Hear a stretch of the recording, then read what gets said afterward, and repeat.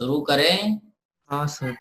देखो हाँ diffraction sir. आज शुरू करते हैं। डिफ्रैक्शन और इंटरफेरेंस में देखो क्या होता है। डिफ्रैक्शन ऑफ लाइट वेव, इसमें क्या होता है, जैसे ठीक है पहले बेसिक समझाए तुमको। सभी लोग आ गए क्या? 12 लोग आ गए, चलो ठीक है, 11 लोग आ गए। जैसे मान लो YDSC में हम लोग 2 स्लिट खोले थे, है ना, 2 ओपनिंग खोले थे, ठीक है। तो लाइट यहाँ से ऐसे आता था और यहाँ से फिर स्क्रीन पे ये वाला लाइट वेव आता था और ये वाला मैक्सिमम मिनिमम फॉर्म करता था, ठीक है। ये दोनों लाइट वेव सोर्स जैसा बिहेव करता था। इन दोनों के बीच पाथ डिफरेंस था, है ना, ये पाथ डिफरेंस था, या एंगल का डिफरेंस भी होगा। भाई इस वेव, पहला वेव और दूसरा वेव के बीच फ्रीक्वेंसी तो दोनों का क्या था? सेम।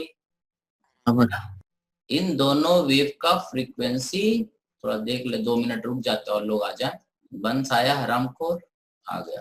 पाकी पाकी 2 बार है, रिसीबा अभी तक नहीं आई है, आ गया सब ठीक। तो ये जो है YDSC में हम लोग पढ़े थे, YDSC से समझाना शुरू करते हैं और वहीं से तुमको समझ में आएगा डिफ्रैक्शन है क्या। जैसे यहाँ से एक लाइट वेव आया, एक लाइट वेव यहाँ से ऐसे आया और यहाँ पे दोनों सुपर इम्पोज करता है ना, मैक्सिमम मिनिमम बनाता। तो होता क्या है, ये पहला लाइट वेव का फ्रीक्वेंसी सेम होता है और दूसरे का भी सेम होता है, दोनों का सेम रहता है फ्रीक्वेंसी। इन दोनों के बीच एक पाथ डिफरेंस आता है x, और पाथ डिफरेंस आता है जिसके कारण फेज डिफरेंस आता है, क्योंकि हम लोग पढ़े थे phase difference is 2 pi by lambda into path difference. ये हाँ रिलेशन डिफरेंस। होता है हमेशा, ठीक है। हाँ सर। अब देखो, ठीक है, अब डिफ्रैक्शन में क्या होता है, यहाँ पे सिर्फ 2 ही लाइट वेव, ये पहला लाइट वेव और दूसरा लाइट वेव सुपर इम्पोज करते हैं। अब डिफ्रैक्शन में क्या होता है कि अगर हम YDSC में वैसे ही स्लिट काटे बट स्लिट का साइज बड़ा कर दिए, ठीक है, ये गैप बड़ा कर दिए और यहाँ पे कार्डबोर्ड लगा दिए, ठीक है, ये कार्डबोर्ड लगा दिए। अब देखो क्या होगा, ये जो है इसका डिस्टेंस, ये वाला ओपनिंग का विड्थ हमने बोल दिया कितना है, d। अब लाइट वेव जो आ रहा है, जो भी लाइट वेव यहाँ से आ रहा था, वो लाइट वेव का वेवलेंथ मान लो कितना है, लैम्डा नॉट। अब क्या हो, ठीक है, इस स्क्रीन पे ये हमारा सेंट्रल, ये हमारा बाइसेक्टर है, ठीक है। अब लाइट वेव क्या करेगा, ये देखो, ये पॉइंट भी एक सोर्स जैसा बिहेव करेगा, ये पॉइंट भी एक सोर्स जैसा बिहेव करेगा, ये पॉइंट भी, ये पॉइंट भी, ये पॉइंट भी, हर पॉइंट एक सोर्स जैसा बिहेव करेगा कि नहीं? हाँ सर। ठीक है, 2 ओपनिंग था तो दोनों ओपनिंग सोर्स जैसा बिहेव करता था, भाई ये दोनों सोर्स ही बन जाता था ना। यहाँ से लाइट चारों तरफ फैलता था और यहाँ से भी लाइट चारों तरफ फैलता था और ये स्क्रीन पे आता था तो ये मैक्सिमम मिनिमम दिखता था। यहाँ पर क्या होगा, ये भी एक सोर्स बन गया, ये भी एक सोर्स बन गया, हर पॉइंट एक सोर्स बन जाएगा, यस और नो, ठीक है। अगर मान लो, यस सर। समझ गए, हर पॉइंट एक सोर्स बने। अगर मान लो कि इन दोनों सोर्स के बीच का डिस्टेंस, मान लो ये डिस्टेंस a है, मान लेते, तो हर सोर्स के बीच, ये पहला सोर्स है, दूसरा सोर्स है, तीसरा सोर्स है, ये मान लो nth सोर्स, ठीक है। तो बहुत सारे सोर्स बनेंगे, क्लियर है ये, ठीक है। यहां हाँ से सर। निकलेगा, यहाँ से भी लाइट चारों तरफ फैल रहा है, हर पॉइंट एक सोर्स जैसा बिहेव करेगा, पूरा ओपन है, ठीक है। और अगर हम मान ले कि हर सोर्स के बीच का डिस्टेंस है, मान लेते हैं डिस्टेंस कांस्टेंट है, तो हम लिखेंगे n into a is equal to d, सही है। हाँ एक सर। सोर्स अगर बना और हर सोर्स के बीच अगर बराबर बराबर सेपरेशन है, कितना, a, तो ठीक है। हम बोलेंगे कि भाई टोटल ये डिस्टेंस होगा a n times a is equal to d. ये चीज हमारा हमेशा वैलिड रहेगा क्योंकि ये स्लिट डी जो है स्लिट का विड्थ। अब क्या होता है कि यहां से एक लाइट वेव आया, पहला लाइट वेव y1, ये दूसरा लाइट वेव यहाँ पे पहुंचा, तीसरा भी पहुंचा, ठीक है, सारे लाइट वेव यहाँ पहुंच रहे हैं, ठीक है। अब सारे लाइट वेव जो पहुंच रहे हैं इनके बारे में, और अब यहाँ पर क्या होगा, इनफाइनाइट लाइट वेव का सुपर पोजिशन होगा, बहुत सारे लाइट वेव आएंगे एक साथ। समझ में ये फोटो हम बना नहीं पा रहे हैं बट कहानी मतलब हाँ समझ, सर। सारे लाइट वेव आ रहे हैं। अब इसमें हम पहले 2 लाइट वेव पे फोकस करेंगे, ये पहला और दूसरे पे, क्योंकि यहाँ पे ज्यादा फोकस करेंगे तो खिचड़ी पक जाएगा, ठीक है। अब समझ रहे हो तुम, ये फिगर समझ गए? हाँ सर। ठीक है, अब हम इसी चीज को दो लाइट वेव पे फोकस करके तुम्हें बताते हैं और फिर वापस वहीं लौटेंगे, ठीक है। ये जो हमारा ओपनिंग था, यहाँ पे एक सोर्स था S1, ये सोर्स था S2, इन दोनों के बीच का दूरी था A, ठीक है। ये हमारा कार्डबोर्ड है, यहां से लाइट ऐसे आया, यहां से लाइट ऐसा आया, ये पहला वेव है। इसका इक्वेशन मान लो y1 is equal to a sine, transverse wave है ना, omega t minus k x, ठीक है। तो दूसरे का इक्वेशन क्या बन जाएगा, a sine omega t minus k x plus 5 plus lambda, हाँ सॉरी, 5 का अंतर है, फेज डिफरेंस है, पाथ डिफरेंस इसमें क्या हो जाएगा, पाथ डिफरेंस जो हो जाएगा that is a sine theta, है ना। अगर ये एंगल हम बोले कि थीटा है तो ये पाथ डिफरेंस क्या होगा, a साइन थीटा, सही है। हाँ सर, तो पाथ डिफरेंस है मतलब फेज डिफरेंस है। इसी तरह से जो तीसरा लाइट निकलेगा, ये तीसरा वाला लाइट जो यहाँ जाएगा, इसके बीच फेज डिफरेंस 5 है, तो इसके बीच फेज डिफरेंस, इसका तीसरे का इक्वेशन क्या बनेगा, a sine omega t minus k x plus, भाई यहाँ पे इसके बीच पाथ डिफरेंस डबल हो जाएगा ना, ये डिस्टेंस है तो ये पाथ डिफरेंस अगर x था तो ये 2x हो जाएगा। तो फेज डिफरेंस भी, क्योंकि हमें पता है phase difference is 2 pi by lambda into path difference, जब पाथ डिफरेंस डबल होगा तो फेज डिफरेंस भी डबल हो जाएगा। तीसरा सोर्स, समझ में आया क्या। हाँ सर, चौथा सोर्स का अगर बात करें तो चौथा सोर्स का इक्वेशन होगा y4 a sine omega t minus k x plus 3 अब ये जो तुमको इक्वेशन बता रहे हैं ये एक्चुअली बुक में नहीं दिया हुआ है, तो इसको तुमको यहीं पे समझना है और ढूंढोगे किताब में तो नहीं मिलना, समझ गए। तो इस तरह से सारे वेव, पहला वेव का इक्वेशन ये है, फ्रीक्वेंसी देखो सभी का सेम रहेगा, बस सिर्फ फेज का अंतर, अरे सही। हाँ, तो इस पॉइंट पे ये सारे वेव क्या हो रहे हैं, जुड़ रहे हैं, ठीक है। तो सारे वेव जब जुड़ रहे हैं तो हम यहाँ पर लिख दें द रिजल्टेंट इक्वेशन इज, ठीक है, resultant equation y resultant is equal to a sine c का मतलब मान लो omega t minus k x, क्योंकि उतना कौन लिखेगा भाई। दूसरा का इक्वेशन हो जाएगा a sine omega T, sorry c plus 5। तुम लोग को समझ में आ रहा है क्या, हमने omega t minus k x को क्या लिख दिया है, हाँ, c। तीसरे का क्या बन जाएगा, a साइन c प्लस 2 चौथे का ऐसे ही बनता चला जाएगा और आखिरी वाले का क्या बनेगा, a sine c plus n minus n -1 5, सही है, ठीक है। ये सारे वेव यहाँ पहुंच रहे हैं, तो सभी वेव का, जैसे ये y1 है, ये y2 है, ये y3 है, ये y4 है, ये yn है, ठीक है। y2 में 5 है तो yn में कितना हो जाएगा, n-1 इंटू 5, ठीक है, अरे सही, ठीक है। और यहाँ पर ये जो हमने यहाँ समझ रहे हो इतना तक, अब यहाँ पर जो 5 है दैट इज पाथ डिफरेंस कितना है, a साइन थीटा, यहाँ पे पाथ डिफरेंस दो वेव के बीच कितना है, a साइन थीटा, तो 5 कितना है, 5 is 2 pi by lambda into x, x मतलब a साइन थीटा, मतलब ये एंगल है, समझ गए। फेज डिफरेंस का वैल्यू ये है, ये ध्यान रखना है, बाद में ये काम आएगा।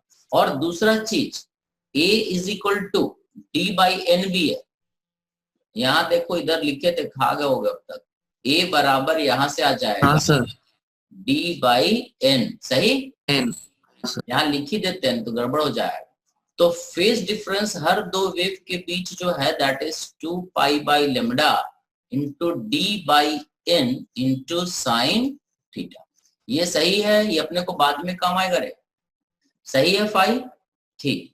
अब यहाँ पर जो सुपरपोजिशन हो रहा है, ठीक है, ये हमारा फॉर्मूला एक तुम्हें बताते हैं, जो मैथ्स वाले होंगे उनको शायद पता होगा, साइन अल्फा, ठीक है, plus sine alpha plus beta plus sine alpha plus 2 beta plus sine alpha plus 3 beta, ये अगर चलता गया sine alpha plus n-1 into beta तक, ठीक है, तो इसका वैल्यू जो होता है इट इज साइन, सही, sign n into beta by 2 divided by sin beta by 2 into sin alpha plus n minus कहाँ करे n माइनस 1, ये होता है n minus 1 into beta by 2। समझ में आया? इस तरह का सीरीज होता है, इसको साइन सीरीज बोलते हैं, और इसका सम इतना होता है, ये तुमको ध्यान रखना है। इसी फॉर्मूले पे समझ में आया ये कहां से आता है? ट्रिग्नोमेट्री का सीक्वेंस एंड सीरीज का फॉर्मूला है, ठीक है। Sine alpha plus beta sine alpha plus 2 beta sine alpha plus 3 beta is this. समझ गए? Yes. ये फॉर्मूला कॉपी पे लिखो, sine alpha plus beta sine alpha plus 2 beta sine alpha plus 3 beta and so on. कहां तक? आखिरी term ये है sine alpha plus n minus 1 into beta, इसका सम इतना होता है, ठीक है। सही, इसको लिखो और फिर हम समझाते हैं आगे कि इसका जरूरत क्यों पड़ा। अब ये सीरीज तुमको मिलेगा नहीं जिंदगी में, तो इसको लिख लो। लिख लिए? अब हमारे सीरीज लिख लिए रे सभी लोग? लिख लो क्योंकि अपने सीरीज में उसको सेट भी करना। फालतू चीज भाई, ये सब बड़ा मुश्किल से होता है। Yes sir. हाँ ठीक है, तो अपन अपने सीरीज पे पहुंचे। ये सीरीज में सब कुछ वैसे ही दिखता है, बट अल्फा के जगह पे क्या है? अल्फा इज इक्वल टू क्या है? c and beta is equal to क्या है? 5।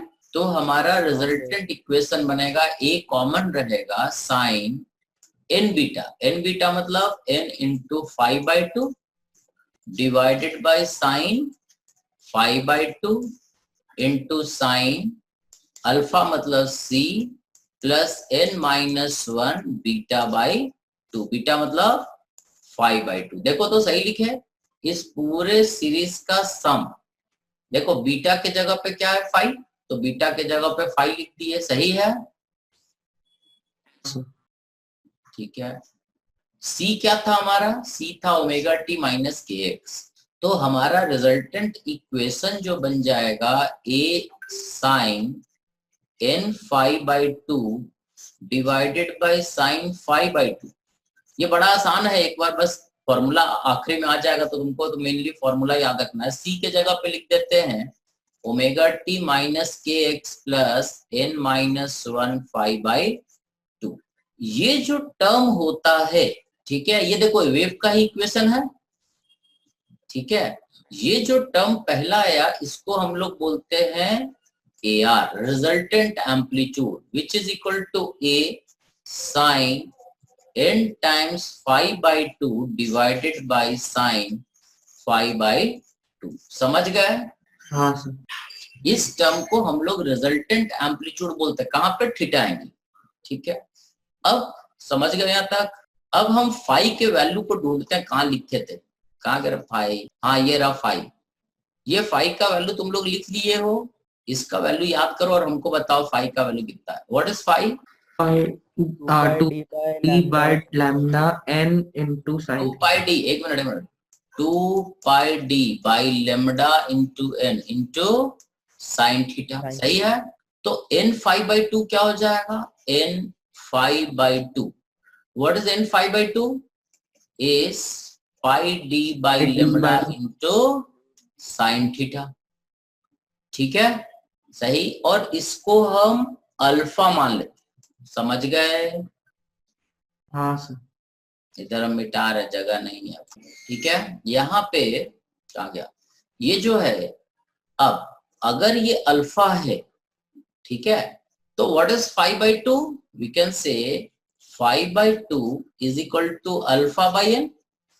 तो यहाँ पे सब्स्टिट्यूट कर देते हैं, तो हमारा रिजल्टेंट एम्पलीट्यूड आ जाएगा a sine n 5/2। What is n 5/2? Sine alpha divided by sine 5/2। 5/2 is alpha by n. देखो अब अल्फा बाई एन, क्योंकि n बहुत बड़ा है, n इज वेरी लार्ज, तो 5/2 क्या हो जाएगा? बहुत छोटा। और साइन अगर बहुत छोटा होता है तो ये अल्फा बाई एन ही रह जाएगा। समझ में आया क्या? देखो n 5/2, हाँ ये हम बोल रहे हैं कि अल्फा एक वैल्यू है डिवाइडेड बाई n। n तो बहुत बड़ा, बहुत सारे सोर्स है, हाँ सर। तो n बहुत बड़ा है मतलब अल्फा बाई n बहुत छोटा है। अल्फा बाई एन बहुत छोटा मतलब 5/2 बहुत छोटा है, और हमें पता है साइन अगर बहुत छोटा होता तो साइन थीटा थीटा ही हो जाता। हाँ सर। तो इसके जगह पे ठीक साइन है सर। 5/2 के जगह पे हम सिर्फ 5/2 भी लिख सकते हैं, ठीक है। और 5/2 का वैल्यू कितना है, अल्फा बाई एन, सही है। ये अल्फा हाँ बाई एन आ जाएगा, सही है। अब हाँ सर। इंटेंसिटी, बाकी सब चीज अगर कांस्टेंट है तो intensity is proportional to amplitude square, ऐसा होता है, ठीक हाँ है। सर। सो इसको स्क्वायर कर देते हैं तो ये हो जाएगा साइन अल्फा बाई अल्फा, ठीक है।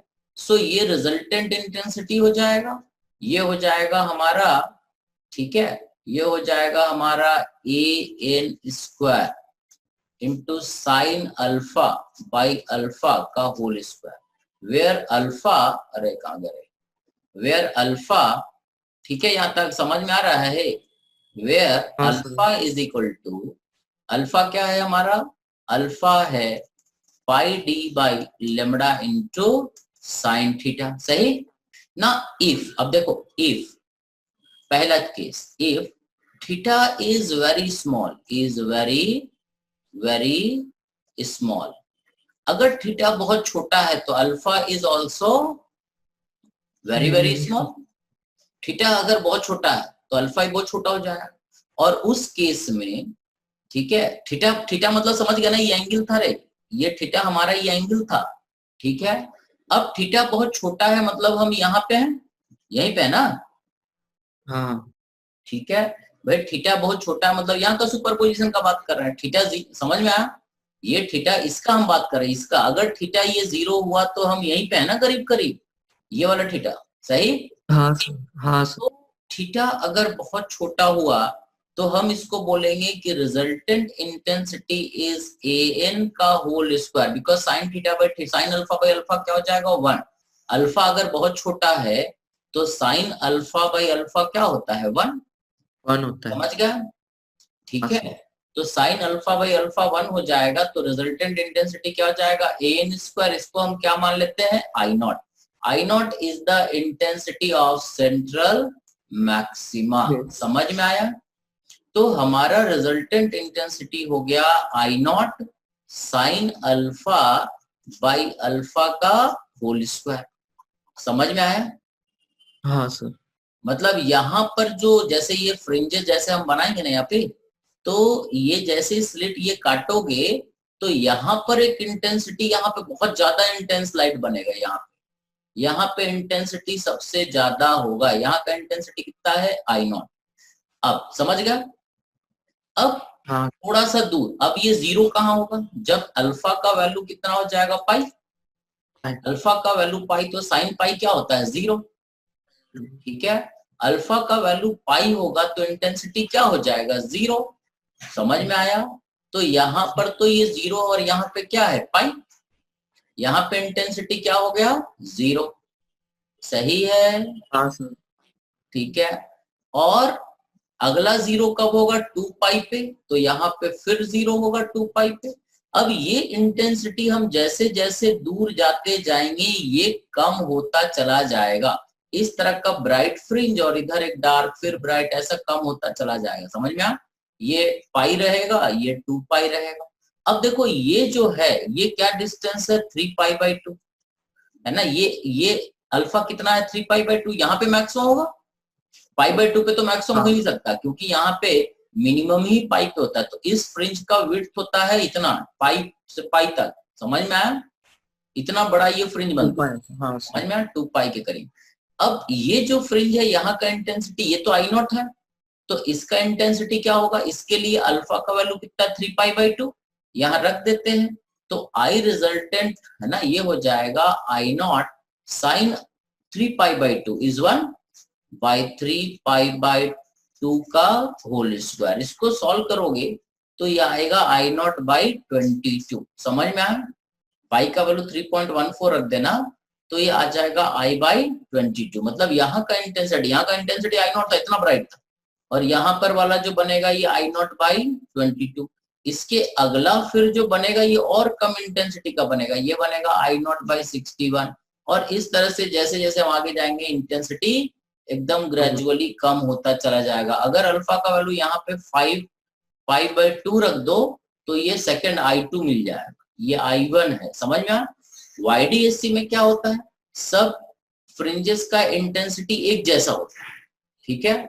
जबकि डिफ्रैक्शन में जो सेंट्रल वाला फ्रिंज होता है ये मैक्सिमम इंटेंसिटी होता है, इसका इंटेंसिटी I0 होता है, और जैसे जैसे हम ऊपर चलते चले जाते हैं इंटेंसिटी कम होता चला जाता है। समझ में आया क्या? बात समझ में आया? तो मिला जुला कंक्लूजन ये है कि ये वाला फॉर्मूला तुमको याद रखना है, ठीक है। और अल्फा का मान याद रखना है, कहाँ गया रे अल्फा, ये, ठीक है। ये दो चीज तुमको याद रखना है, बाकी तो सब कहानी था, भूल जाना। अरे हाँ, समझ सर। में आया क्या? हाँ सर। इतना थोड़ी ना तू याद रख पाओगे भाई, सीरीज सीरीज कौन याद रखेगा? सही। I resultant is I0 sin alpha by alpha का whole square, where alpha is pi d by lambda into sin theta। Theta क्या है?